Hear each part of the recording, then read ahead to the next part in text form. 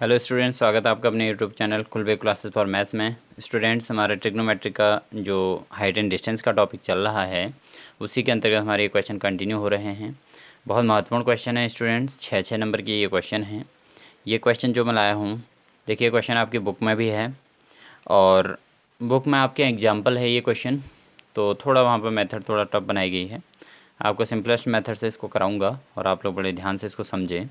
ये कहता है कि एक बहुमंजिले भवन, देखिए इस क्वेश्चन का जो है डायग्राम इस तरीके से बनेगा।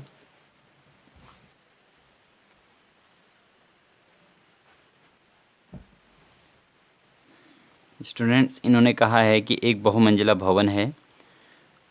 भवन के शिखर से देखने पर एक 8 मीटर ऊंचे, ये बहुमंजिला भवन है बच्चों, और ये जो है एक 8 मीटर ऊंचा भवन है। ठीक है, इस 8 मीटर ऊंचे भवन को हम ए बी कह देंगे और बहुमंजिले भवन को हम सी डी कह सकते हैं। तो जब इसके शिखर से हमें देखना है तो शिखर से देखिए, ये इसके क्षैतिज होगा शिखर का, तो यहाँ से देखने पे कहता है कि भवन के शिखर का, देखिए ये बहुमंजिला भवन है, बड़ा भवन है और ये छोटा भवन है। ठीक है, 8 मीटर इसकी हाइट बता रखी है।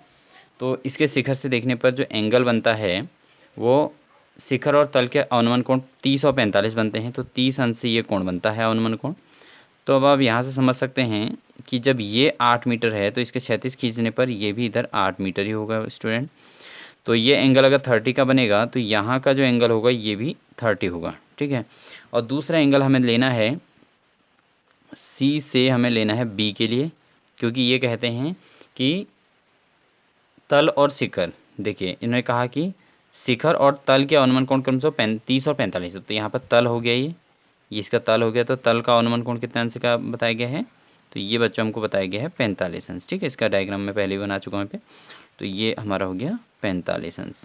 ठीक है, तो इन्होंने ये पूछा है कि दोनों भवनों के बीच की दूरी, तो ये इसको हम x मान लेते हैं दूरी को, तो जब ये x होगा तो ये डिस्टेंस भी x होगी, समांतर रेखाओं का नियम होता है। और जो भवन बहुमंजिले भवन की ऊंचाई के लिए हमें देखिए ये हिस्सा हमें h मानना होगा, ये वाला हिस्सा नीचे का आपको पता ही है कि जब यह इधर 8 है तो ये भी 8 होगा। तो इस तरीके से हमारे पास दो त्रिभुज बनेंगे, एक बनेगा सी बी डी, एक समकोण त्रिभुज बन गया सी बी डी जिसमें एंगल 45 है, और दूसरा बन जाएगा सी ए, और यहाँ पर हम लिख देते हैं ई। ठीक है बच्चों, तो सी ए ई ये ट्राइंगल हो गया। तो अब हम समकोण त्रिभुज में लगा देते हैं। सबसे पहले मान लेते हैं, माना बहुमंजिले, देखो ये आपको पेपर में लिखना ज़रूरी होता है, बहुमंजिले भवन की ऊंचाई, बहुमंजिले भवन की ऊंचाई कितनी हो जाएगी, टोटल ऊंचाई हो जाएगी बच्चों, देखिए यहाँ से h तो इतना था और नीचे का हिस्सा कितना है 8 है, तो h + 8 हो जाएगी टोटल हाइट इसकी।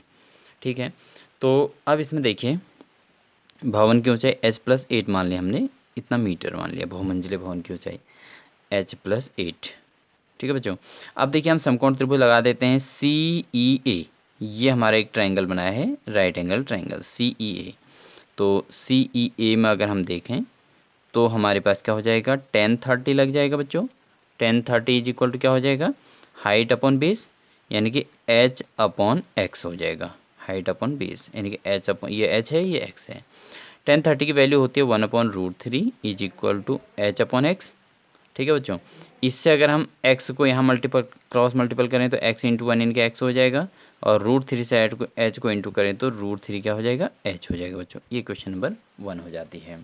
इसी प्रकार हम दूसरे ट्रायंगल ले लेते हैं, समकोण त्रिभुज सी डी बी, ये बड़े ट्रायंगल में जिसमें पूरी हाइट आ रही है, देखो बहुमंजिले भवन की पूरी हाइट आ रही है और बेस x आ रहा है, तो इसमें इसका नाम है सी डी बी में अगर हम चर्चा करें तो यहाँ पर भी हमारा लग जाएगा 10 कितना 45 लग जाएगा, 45 का एंगल है।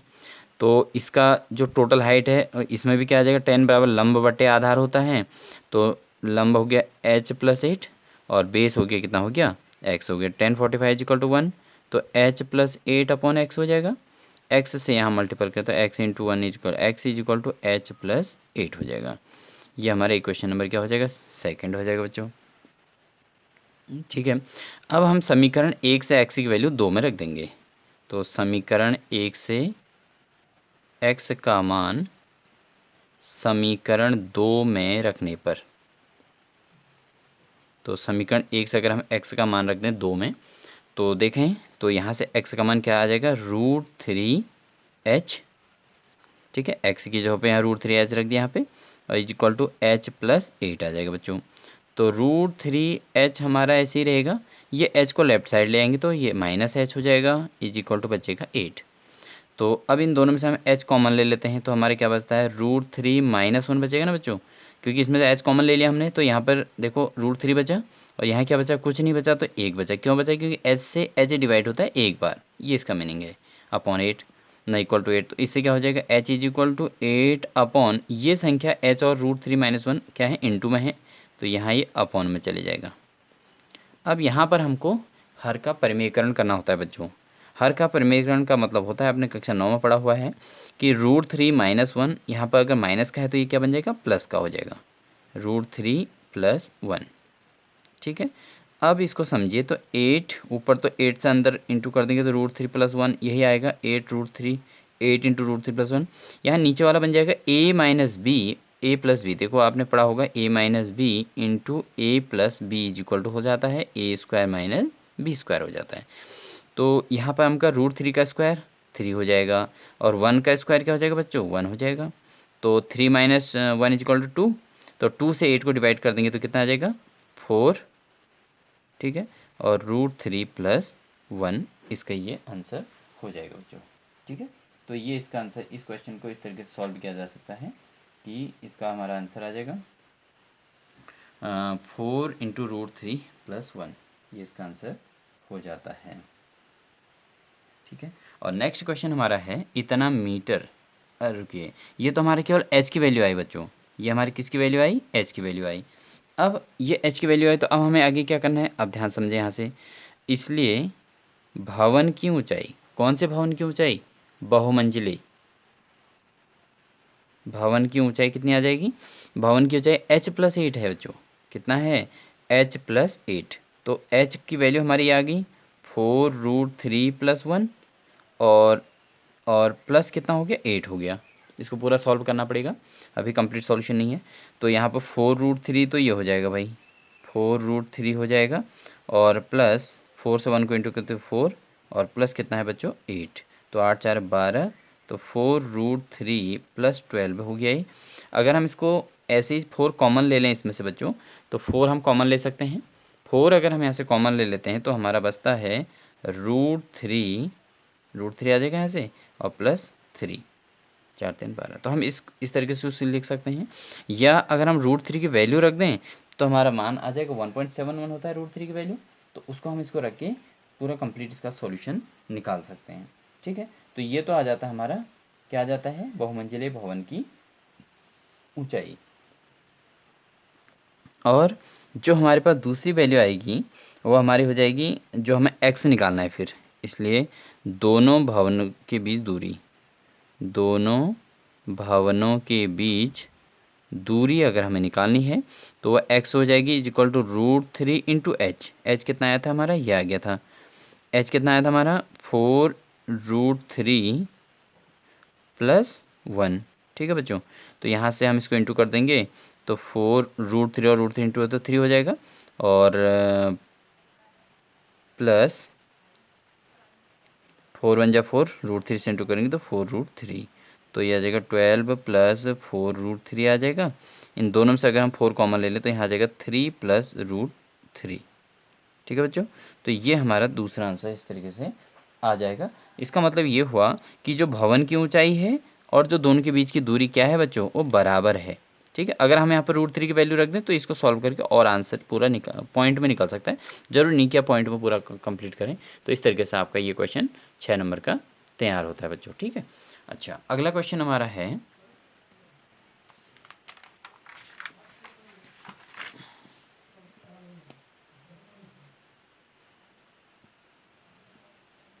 अगला क्वेश्चन इस प्रकार से बच्चों, देखिए किसी मीनार का धरातल पर स्थित जो बिंदु मीनार की जड़ से क्रमशः इतने इतने की दूरी पर हैं। देखिए ये कहता है कि देखिए एक धरातल हो गया, एक मीनार बना देनी है बच्चों। ठीक है, ये मीनार हो गई। सबसे पहले आपको ये करना होता है, इसको धरातल मान के तल जिसको हम कहते हैं, किसी मीनार का धरातल पर स्थित बिंदु जो मीनार की जड़ से क्रमशः ए और बी मीटर की दूरी पर हैं। तो ए मीटर की दूरी पर तो ये बिंदु हो गया हमारा। ठीक है बच्चों, इसको हम कह देते हैं बिंदु सी कह देते हैं। मीनार को हम क्या कह देते हैं, ए बी कह देते हैं। और बी दूरी पर दूसरा बिंदु भी ले लो, कह रहे हैं ये, इसकी दूरी जो क्या है, बी है। ठीक है। एक दूसरे के पूरक उन्नयन कोण है गहराई। तो उन्नयन कोण वो होते हैं जो नीचे से ऊपर को बनते हैं बच्चों। तो इसमें आपको उन्नयन बनाने के लिए आपको सीधे सीधे ले लेना है। एक ये एंगल हो गया और एक बन गया हमारा ये एंगल। तो ये एंगल हमारा अगर थीटा है तो दूसरा एंगल आ जाएगा बच्चों 90 माइनस थीटा। ठीक है, ये 90 माइनस थीटा हो जाएगा, क्योंकि पूरक कोण थे। पूरक कोण का आपको पता ही है कि जिन दो कोणों का योग कितना हो जाना चाहिए आपका, 90 डिग्री होना चाहिए। तो एक कोण हमने थीटा मान लिया बच्चों, दूसरा कोण कितना माना है हमने, 90 माइनस थीटा माना है। अब इन दोनों को जोड़ दो तो देखिए थीटा से थीटा कैंसिल, तो क्या बचा, केवल 90 बचा ना। इन दोनों को जोड़ के आंसर कितना आना चाहिए, 90 आना चाहिए। तो इसलिए जब आप एक को थीटा मानते हो तो दूसरे को सीधे सीधे क्या मान लो, 90 माइनस थीटा। अगर थीटा की वैल्यू 30 रखोगे तो 90 माइनस थीटा, इनके 90 में से 30 माइनस कर देंगे तो 60 आ जाएगा। तो 60 और 30 को प्लस करके 90 होता है। समझ रहे हैं आप, दोनों का योग 90 आना चाहिए। तो ये है, सिद्ध कीजिए कि मीनार की ऊंचाई रूट ए बी हमें सिद्ध करना है। ठीक है, इसकी हाइट हमें रूट ए बी लाना है। अभी हम इसके हाइट को क्या मान लेते हैं, एच मान लेते हैं। तो सबसे पहले हम मान लेते हैं, माना यहाँ पर मीनार की ऊंचाई मान लेते हैं बच्चों। माना मीनार की ऊंचाई क्या मान लेंगे हम यहाँ पे, इक्वल टू एच मीटर मान लेते हैं। अब समकोण त्रिभुज कौन सा बन जाएगा, A B C. A B C में हमारे पास लग जाएगा टेन थीटा।